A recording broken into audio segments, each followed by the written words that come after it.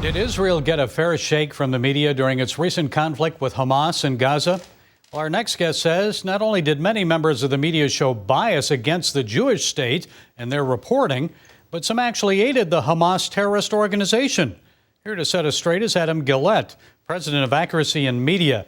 Adam, it's good to have you with us. So, who acted like a PR firm for Hamas during the Gaza conflict, and what did they do?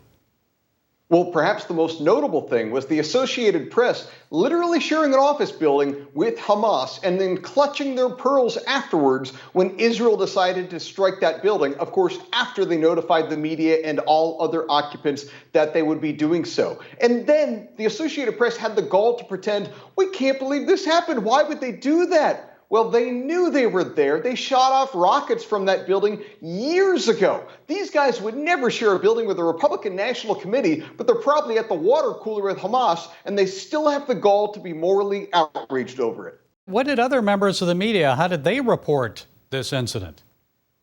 They reported it the same way one would expect. The left and their allies in the media have been doing the same thing since Vietnam. They allow our opponents to use the media as a public relations tool. When they know they can't defeat our side on the battlefield, they always can count on being able to defeat our side at the New York Times and now on CNN and MSNBC. You see Hamas, once again, as always, using human shields to try to make the Israelis look bad. Israel bending over backwards to avoid killing civilians, even when it means they have more military casualties.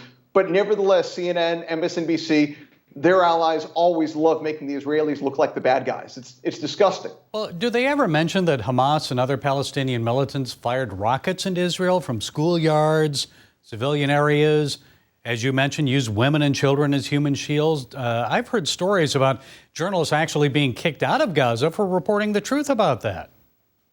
Of course, and in fact, Hamas supposedly stormed into the AP offices in that building years ago and threatened them that they had to should not report about Hamas operating in that area. Can you imagine if a Republican National Committee staffer, if an evangelical Christian activist, if somebody on our side went and stormed in an AP office and told them they better not report a certain way? These same people got so mad when Donald Trump said mean things about them, but Hamas literally stormed in and threatened them. Not a peep from the Associated Press, except one former employee who leaked it and talked about it publicly. Brave guy for doing so. It's disgusting. And this is an area where the media coverage is important. When they talk about Trump, most people have their mind made up. But when they talk about Israel, we're not on the ground. We're on the other side of the world. We don't know exactly what's going on over there. Americans don't necessarily have their minds made up. And when the media lies to people, it's dangerous. As a journalist, you're taught in Journalism 101 to remain as objective as possible. We're all subjective beings, but be fair and treat Israel as fair as you would Hamas. So where does this come from?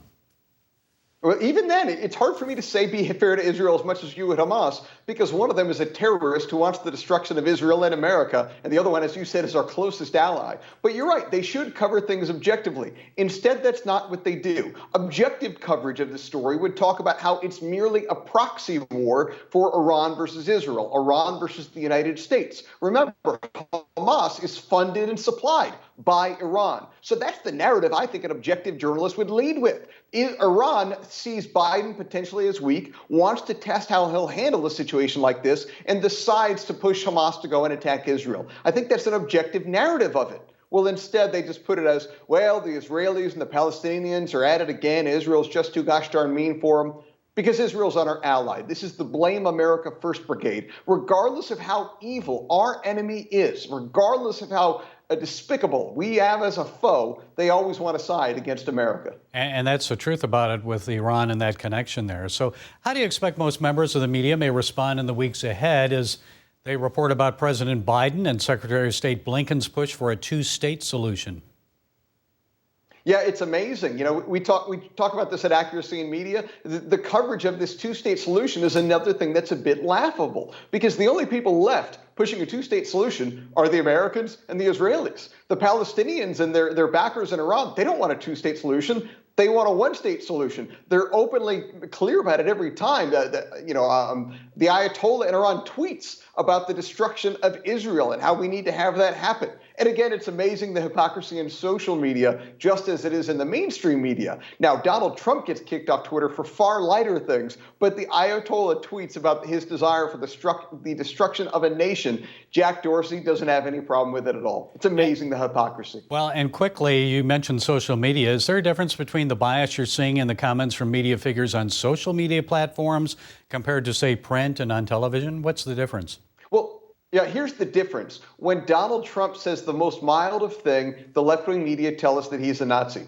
Meanwhile, CNN hired a Nazi. CNN had a contributor who submitted over 50 stories to them that they published. Somebody went back to look at the guy's Twitter feed. He literally was saying things like "Hail Hitler." He was rooting for Germany at a soccer match because they killed so many Jews. And it wasn't just the first time this has happened. This was the second CNN writer who had openly, not jokingly, praised support for the Nazis. We're supposed to believe that CNN is so morally outraged and that, these Republicans really are Nazis, when they're employing a guy who tweets "Hail Hitler." Sickening.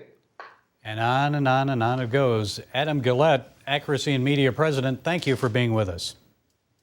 Thank you for having me.